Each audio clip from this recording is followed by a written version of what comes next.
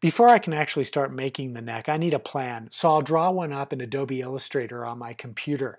This helps me to get an idea of the size of the blank that I'm going to need and the overall dimensions for the neck. Once I have an idea of how big the blank needs to be, I can take a suitable board to my planer and plane it down to the correct thickness, which in this case is 1 inch. I'm also going to be using Eastern Rock maple for this neck. Normally I would cut the width on a table saw, but my table saw broke a couple of years ago. And I'm pretty handy with the bandsaw, so that's what I'll use.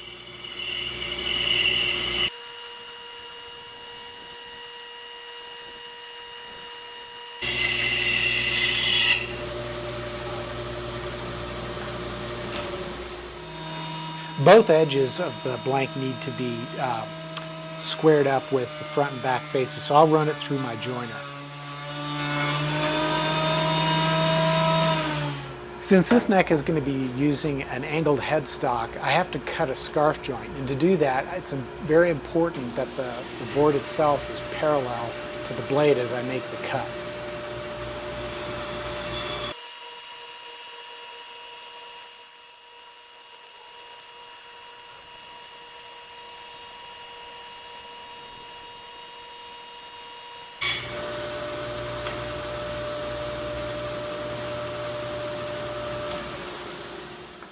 So this is how the headstock will actually be glued to the neck.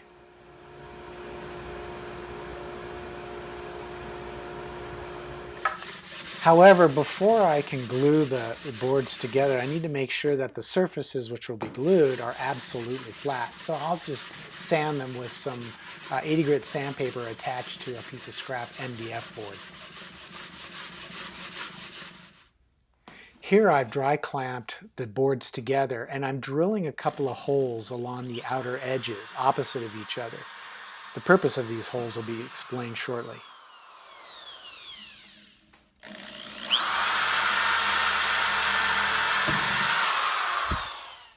I'll be using Titebond Original wood glue to glue the two boards together. I find that this wood glue works the best.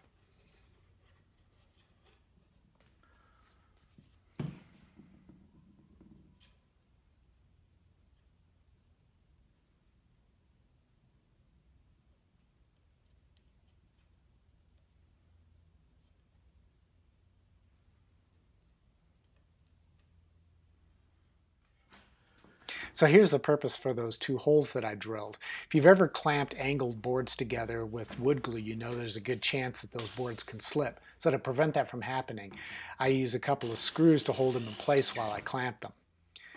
And speaking of clamping, I'll be using about 4 clamps on this joint, and I'll hold them together for roughly 6 to 8 hours. It'll take a total of about 24 hours for the glue to fully cure, but 6 hours is plenty time to allow me to continue working on the neck. After the glue is fully set up, I'll attach the neck to my CNC machine and use that to route the truss rod slot.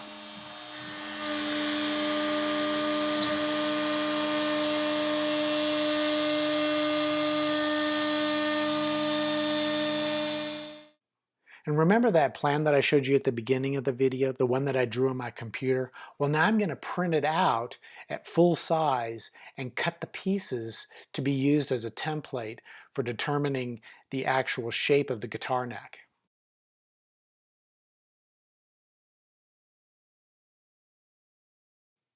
After I cut out the pieces and place them on the blank, I can trace the outline with a pencil. Now I can take the blank to the bandsaw and cut out the actual shape of the guitar. I leave the line as I make the cuts. That way the neck is slightly larger than it needs to be in the end. But that will allow me to sand and shape the neck down to its final dimension.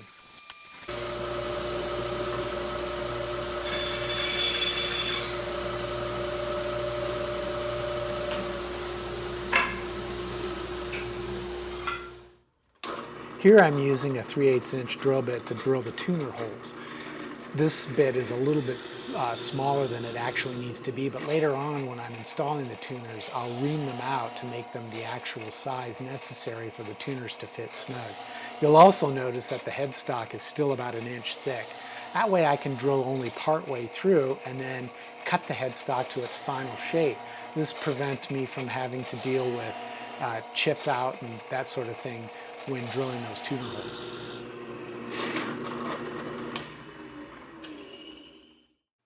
Now, one of the biggest challenges that luthiers face when making a multi-scale neck with an angled headstock is the transition line between the neck and the angled headstock itself. As you can see in this photo, that transition line is perpendicular to the center line of the neck. However, it needs to actually be at an angle as you see by the pencil line that I've drawn.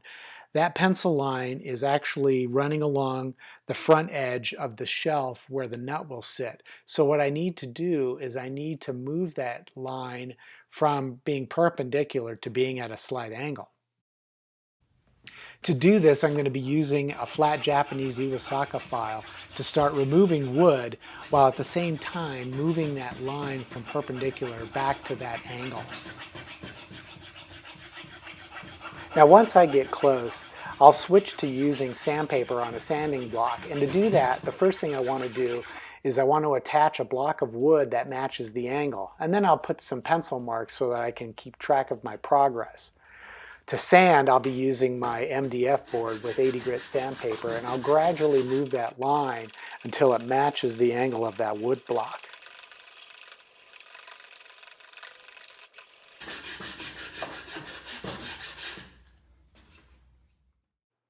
Now in this photo you can see how I've moved that angle from being perpendicular to matching the shelf that the nut will be sitting on later on. Now I'm ready to cut the thickness of the headstock, and to do that I'm going to be using a carpenter square to keep the headstock parallel to the blade. I'm also going to be cutting the headstock so it's a tad bit thicker than the headstock needs to be, and then later on I can sand it down to the final shape. At the end of the cut, I turn the neck, and that helps me to form the basis of the volute.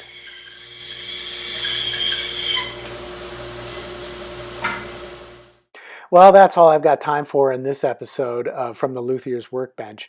In the next episode, I'll cover part 2, where I'm going to be carving the back contour shape of this neck.